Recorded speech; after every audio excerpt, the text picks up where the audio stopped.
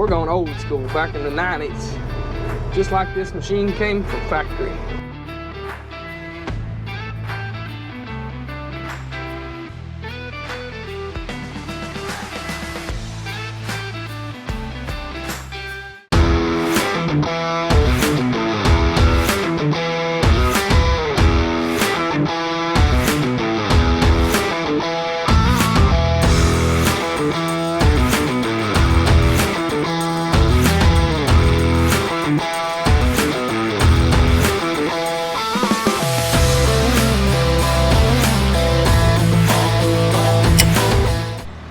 Good morning, guys. Welcome to Ruth Farms. My name is Luke.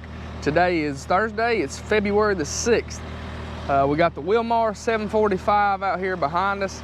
We are preparing it to start top dressing our wheat here this morning. We're going to be going all next week to the farm show there in Louisville, Kentucky. Tomorrow we're actually going to try to go to the farm show here in Raleigh, North Carolina.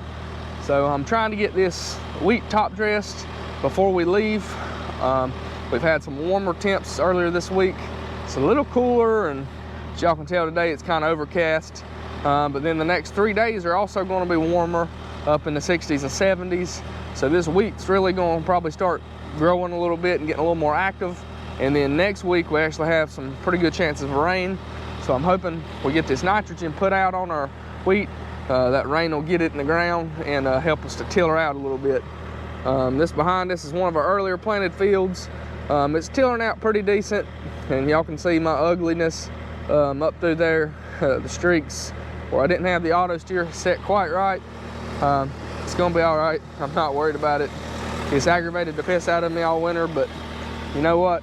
It'll cut just the same, and once we get it cut, we won't have to worry about it anymore. But anyway, we've got the sprayer to unwinterize and get it ready, and we're gonna load it up with our 30% UAN, which is right behind us here. We have Lambda CI or CY. I'm gonna run it as an insecticide, hopefully to kill out any bugs. With wheat, there's not that much you have to worry about this time of year, but there is a bug. It's losing my mind right now, but anyway, it causes a barley yellow dwarf virus later on in the year. So we're gonna go ahead and apply that, try to kill any of those bugs if we have any. We're also going to mix a product called Anbol in with our nitrogen. That is to help kind of stabilize the nitrogen and kind of prevent drift or the nitrogen actually, you know, us losing it to atmospheric conditions. So we're going to put that in here, get the old girl ready, and we're going to hit the field. We got about 40 acres to spray today, so let's get her done.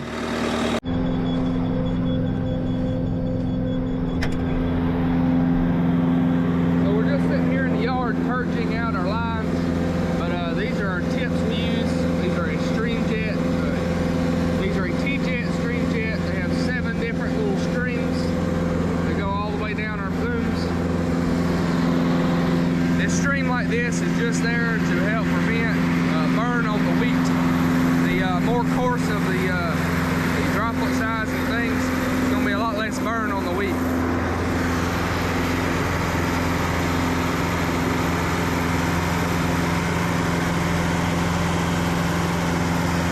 Throw us on some latex gloves, keep us from getting this nitrogen stuff on us. Nitrogen is really salty, and it burns any crack in your hand if you finds any. So our tank, we plumbed it up for a 2-inch fitting, so that our semi-truck driver that hauls our nitrogen for us, he can use his 2-inch pump. So I've got this adapter for our 1.5-inch pump.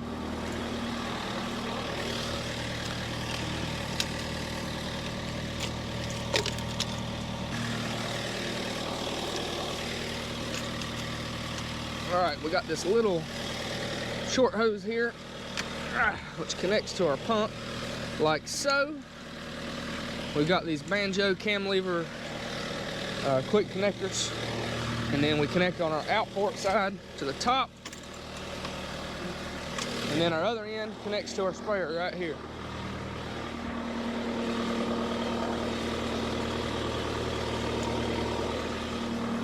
I've already flushed our tank and everything. Got all of our antifreeze out where we winterize the sprayer before we got those freezing temperatures.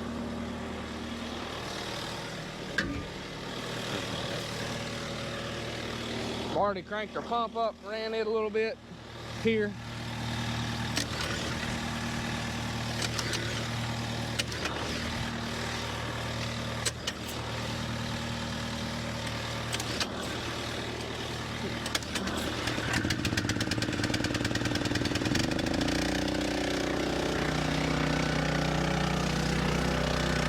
I've got my valve open on the sprayer, so I'm gonna open this valve on this tank. We should start putting nitrogen into the sprayer.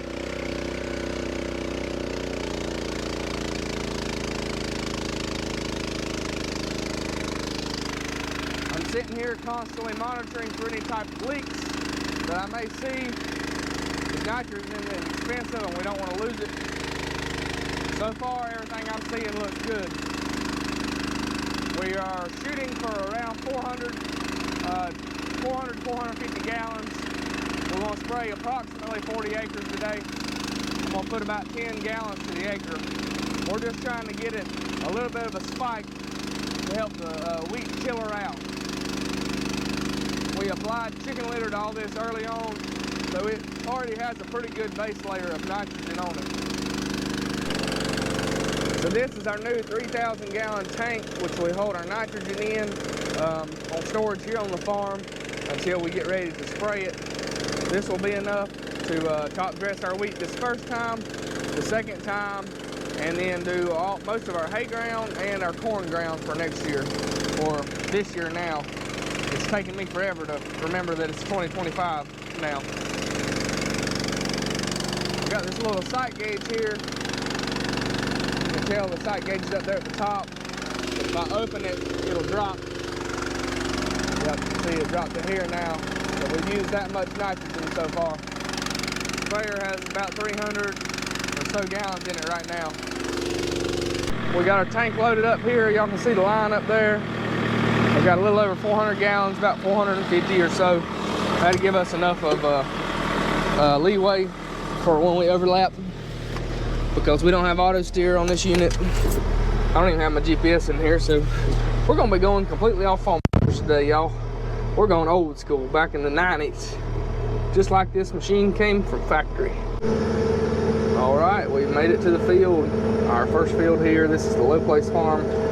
This is where we had corn on last fall. I got our rate set. I set it to about 10.5 gallons, if y'all can see that. We're gonna shoot a little high. We got a little extra. We're gonna fold our booms out here. They fold out using these two buttons right here. It's electric over hydraulic. There's a hydraulic cylinder back there that y'all can't see. That's what unfolds the booms. And then the two switches here on the top of my joystick, that's what raises and lowers the boom tips. Once we get her raised out, all right. So my boom's all the way out. So to lower that tip, I just move the switch up and down. And I can move that to vary based on if I'm on hilly ground, flat ground, I'm going down in a dip. That was one of the big factors of me buying this sprayer and selling the old sprayer we had, the Great Plains, which you guys never saw before YouTube, or before I started YouTube. It just had fixed booms. So like if you went down in a dip, a lot of times one of the booms would rub the ground, and I ripped off, couldn't tell you how many nozzles because of that. So anyway, but don't know where to mount you guys that y'all can see something that you haven't seen before. Alrighty, let's go to it.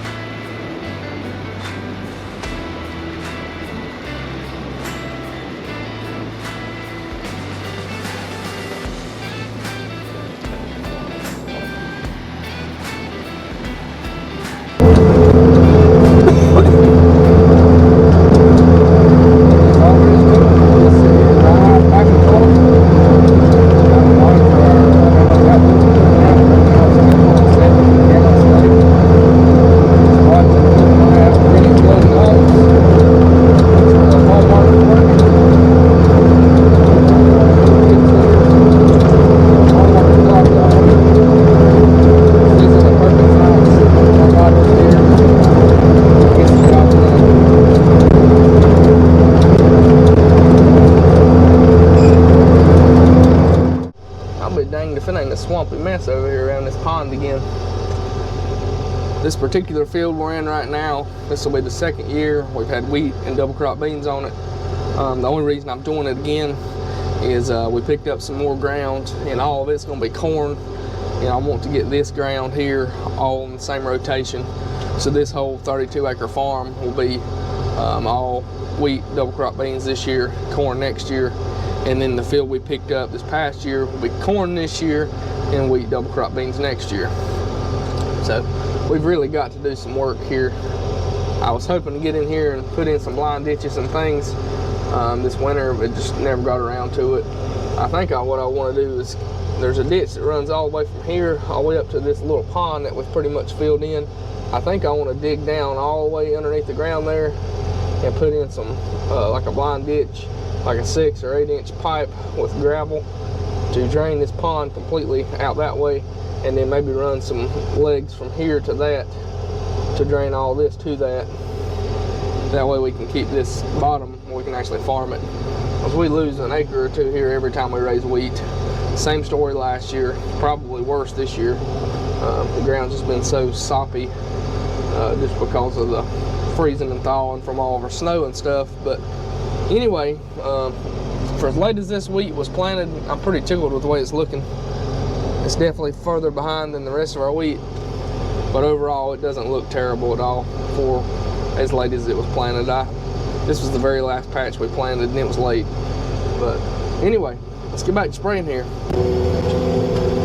We are just about done with this field. Got a little 4-acre patch behind me, and we got a little bit at my house I got to do. And this first pass of nitrogen will be done. Hopefully I've got enough. I feel like we're probably running a little heavy.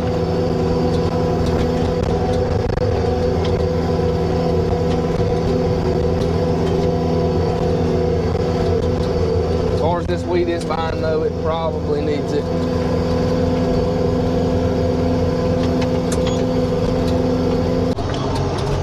I threw just a little more nitrogen here in the tank just to make sure we got plenty.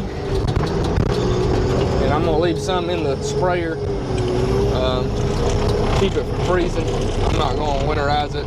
I've had plenty of people tell me that I can just leave nitrogen in it and it won't freeze, so we'll see. Hopefully that's the case. I've got a 4-acre little patch up here right beside the house that I planted some oats on. I'm gonna try them. I haven't had any good luck with oats the last few years when I've tried them. These look okay. I mean, I don't know, they don't look great. I was having trouble getting my seeding rate high enough with the drill. So it's gonna be interesting to see if they do any good. But you know what, if they don't, I don't have much in them. And they'll make a heck of a cover crop, I guess. We're gonna douse them with some nitrogen though, see if that'll wake them up, make them look half decent. And if we got any luck at all, maybe we'll have some oats to harvest this year. It'd be something a little bit different than the wheat. Not much, but a little bit.